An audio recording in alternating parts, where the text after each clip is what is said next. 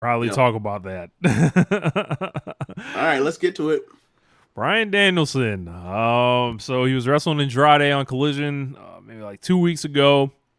And catches the elbow, I believe. Ref like steps in and is like, "Hey, what the fuck's going on?"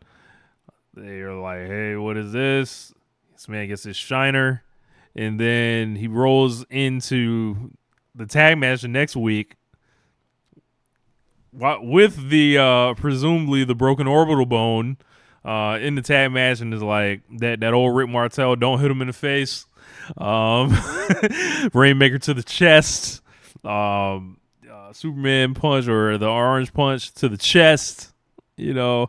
And then Danielson was doing all this goofy selling at the end, right? When I saw this selling, I was like, look, this injury is like this injury did not happen in this match. Like I was like, this is that bullshit selling or whatever. And it turns out the way the stories are broken is that he did not get hurt in this match. He got hurt previously, so they worked the whole match or whatever. And kind of made it look like Okada's responsible for whatever. So it's like set the angle up. That's cool. Like I'm with it. And then this leaves Claudio to go after Okada or maybe even Moxley on one day or something, and then it leaves the door open for Danielson. Problem with Danielson right now, this guy's getting hurt at an all-time pace almost. It's like 4 matches injury, 5 matches injury. Like he's falling apart. Yeah, yeah. Um, he's my favorite wrestler of since we started back watching wrestling in 2011. He's my favorite wrestler of this whole era, this whole run, and he can't do this at this level. Like he finds ways to work around these injuries, but he can't stop from getting injured in the middle of these matches.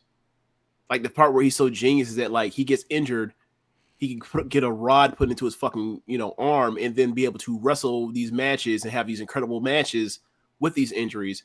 But he can't figure out how to not be injured. And look, this has been going on for a long time. The way he's changed his game, like when he came back from the concussion stuff in 2018, like the running drop kicks in the corner, like the way he figured out how to like just grab onto the rope so he would not back bump on his head, right?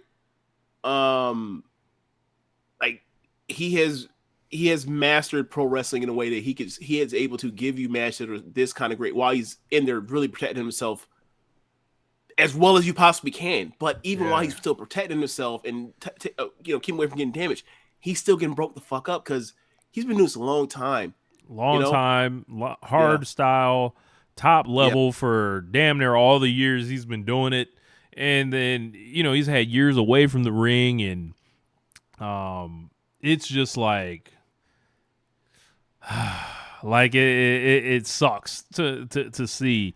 It, it's Um it's like seeing it's like seeing an all time great, and it's like they're just on a minute restriction and they can't work the second night of back to back. You know, and that's where we are. That's where we are in this situation, and it stinks. And we're clearly, we're beyond the back nine. Like we're on like the last 8 holes. You know, yeah, it feels like the and the end I'm, is creeping towards us, like with yeah. Danielson. And like And the I crazy, always thought his whole thing with the daughter is wanting me to wrap it up in the year. I always thought that was bullshit. Like I always thought that was a mm-hmm. storyline, whatever. But damn, if it turns out that shit is like, yeah, man, I actually gotta lay it down instead rather than like stepping away for family. Like I actually gotta lay it down. He's at that stage where he's doing more rehab than working on wrestling now.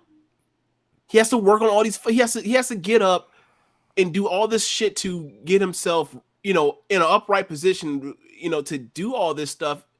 And then he has to go in the ring and figure out how to do this stuff and protect himself until the next fucking thing falls apart on him. It fucking Yeah. sucks. It's just like when like when you would hear the stuff that Kobe was going through, or you hear something like Steve Nash was going through to stay up at that level at that advanced age.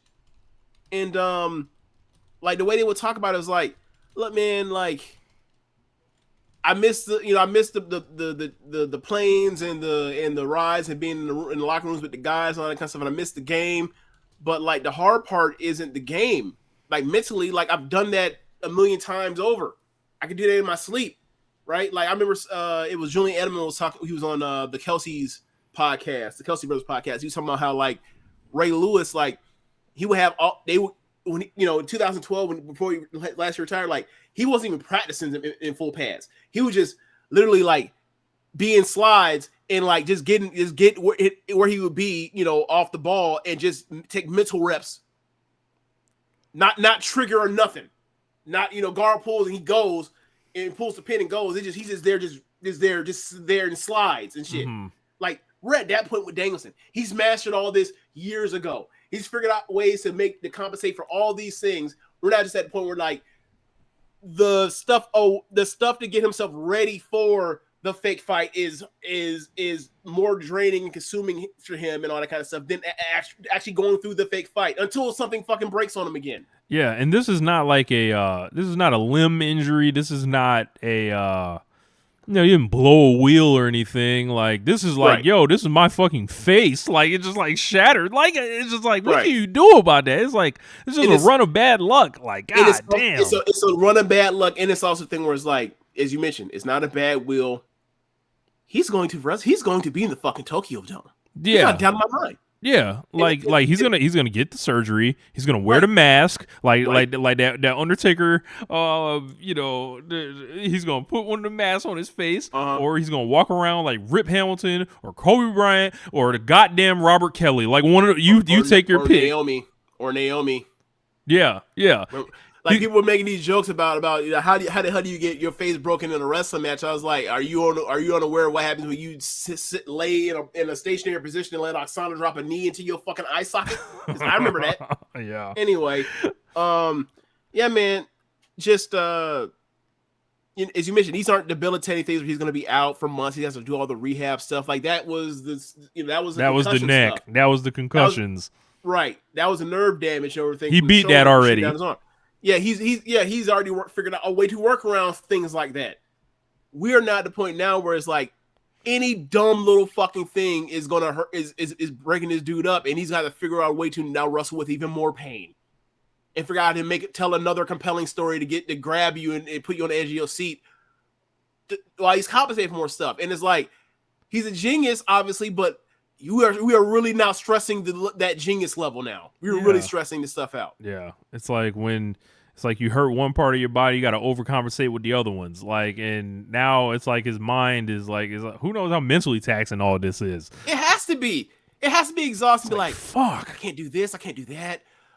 He does this, but I can't take that right now. Because like you're thinking of the Okada stuff is like I can't take like the floor dive because or the flip dive because like I'm too small to catch him. He might fuck around and land on my face or something. He has to think of all this stuff. Yeah, he has to consider all that stuff, and that just has to be like it has to be a bit frustrating. Because also like, and even with someone like Omega that's been broken up, was like him talking about like the things he has to think about while he's not right, and it's like and still be able to come up with these performances. So he knows what the stress level and what his expectation is for himself and what other people's expectations, the pressure that mounts. And like, Meltzer talks about this with like the best guys have get real dark places at times when like it's time for their best performances or whatever else, because like a lot of that is like the insecurity and the pressure people put on themselves to be able to do this stuff at this level. And this is another one of those where it's like, he's wanted to do this for so long. He's wanted to be in the Tokyo Dome for so long. And now there's another thing you got to deal with. Another thing has to account for. I feel bad for him. Yeah.